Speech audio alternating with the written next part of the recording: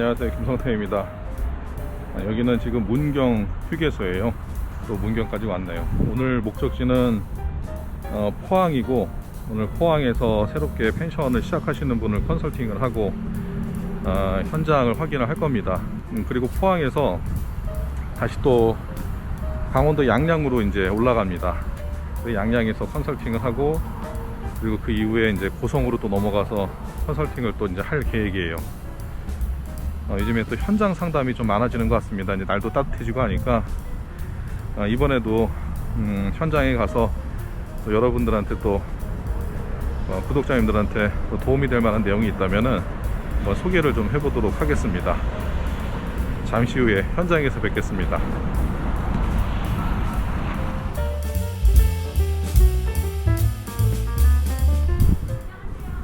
네, 안녕하세요. 처음 뵙겠습니다. 3월 초순 1박 2일의 출장을 떠났습니다. 부천에서 포항 그리고 강원도 양양을 1박 2일의 일정으로 다녀왔고, 총 3분의 펜션 창업 예정자를 만나서 현장을 살펴봤습니다.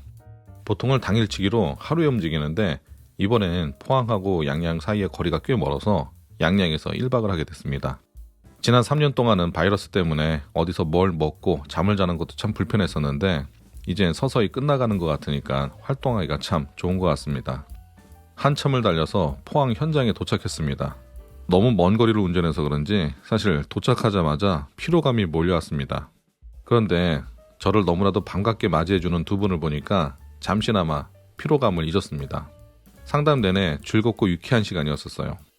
첫 번째로 만나뵌 분들은 인테리어 회사를 운영하는 감각이 매우 좋은 창업자였는데, 워낙 감각이 좋아서 말이 참 잘 통했습니다. 하지만 상담 의뢰자는 펜션 창업은 처음이었기 때문에 소비자의 트렌드와 사업 방향에 대해서 체크해보기 위해서 컨설팅을 신청했습니다. 이곳은 경매를 통해서 매수하게 됐고, 이제 곧 공사에 들어갈 예정입니다. 그런데 이날 참 재밌는 일이 있었어요. 의뢰자하고 한참을 대화를 나누고 있었는데, 어떤 남성분이 불쑥 들어와서 저를 아는 척을 하시는 거예요. 그래서 저는 여기는 사유지입니다. 그리고 저는 선생님을 잘 모릅니다. 라고 했더니 갑자기 김성택 작가님 맞죠? 라고 하는 거예요. 제 책도 읽고 유튜브도 많이 보셨다고 하는데 참 신기하고 반가웠습니다. 원래도 사고 안 치고 잘 살았지만 저는 이제 진짜 착하게 살아야 될 것 같습니다.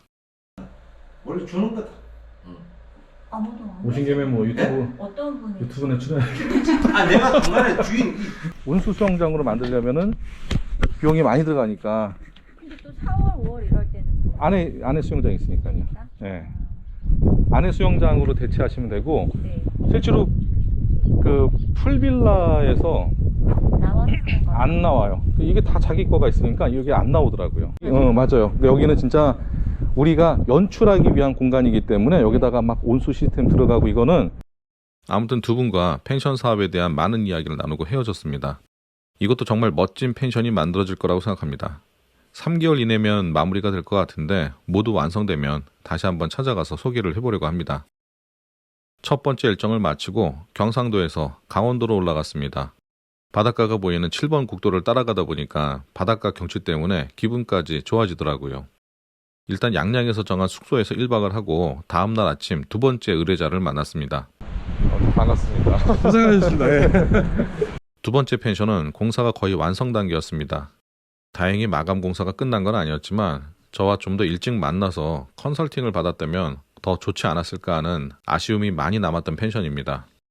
그래도 공사가 완벽하게 끝난 건 아니었기 때문에 현 상황에서 수정할 부분이나 추가할 부분들을 꽤 많이 설명해 드렸습니다.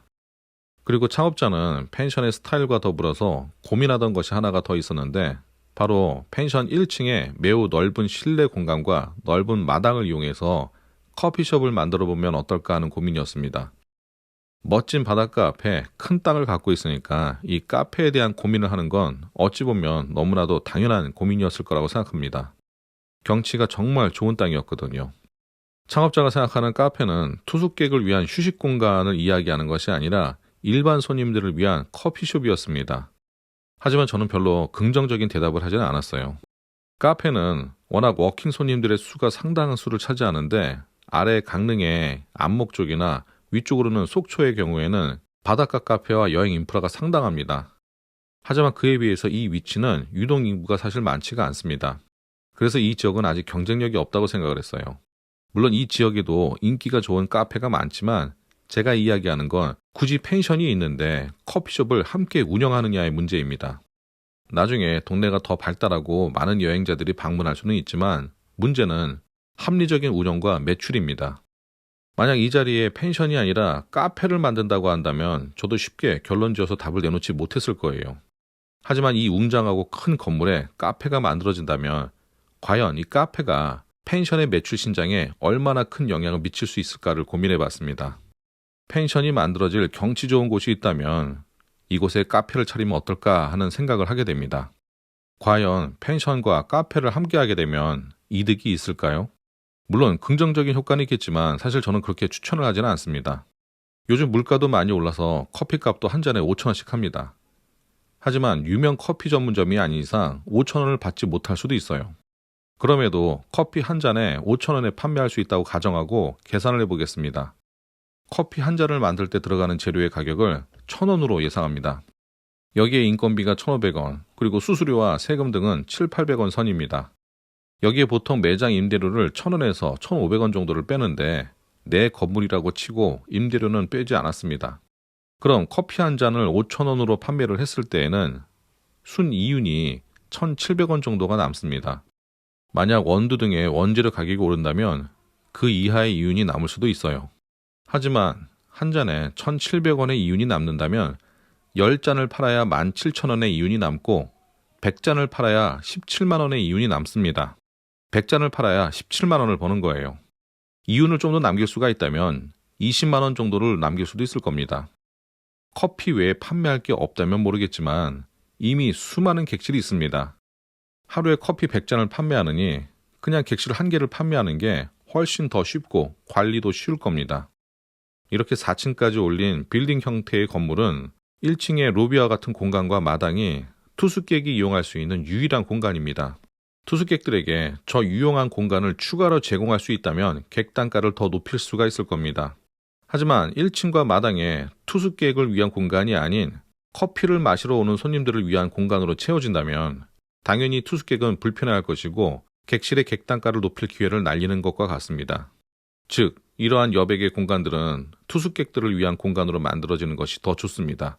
저 같으면 1층에 호텔의 리셉션장처럼 만들어서 손님들을 더 환영하는 듯한 분위기로 만들고 투숙객들이 웰컴 드링크나 조식을 먹을 수 있는 카페 겸 식당, 그리고 게임룸과 같은 공간을 만들어서 투숙객이 시간을 보낼 수 있는 공간으로 활용할 것 같습니다.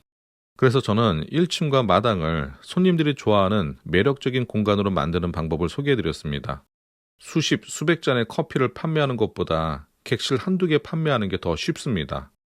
투숙객들에게 매력적인 공간을 더 제공하고 객실 판매율을 높인다면 카페 창업에 대해서 고민하는 게 무의미해질 수도 있습니다.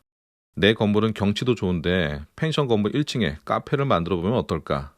이전에도 이런 비슷한 질문을 많이 받았습니다. 물론 모든 질문을 일반화해서 답할 수는 없을 겁니다.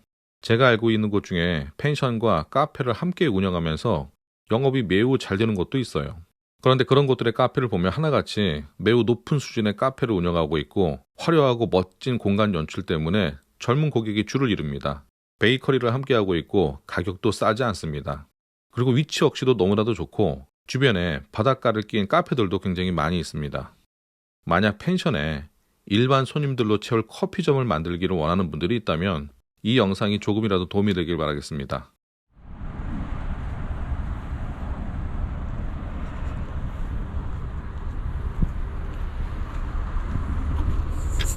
이제 다음 출장을 위해서 기름 가득 채우고 이제 들어가려고 합니다. 거의 다 끝났네요. 이제 출장을 마치고 집에 도착을 했습니다. 오늘은 좀 피곤하긴 하지만 어제 오늘 다녀왔었던 곳 영상 편집을 좀 하고 좀 쉬어야 되겠네요. 영상이 어떤 내용이 담길지는 모르겠지만 긴 영상 시청해 주셔서 고맙습니다. 다음에 또 뵙겠습니다.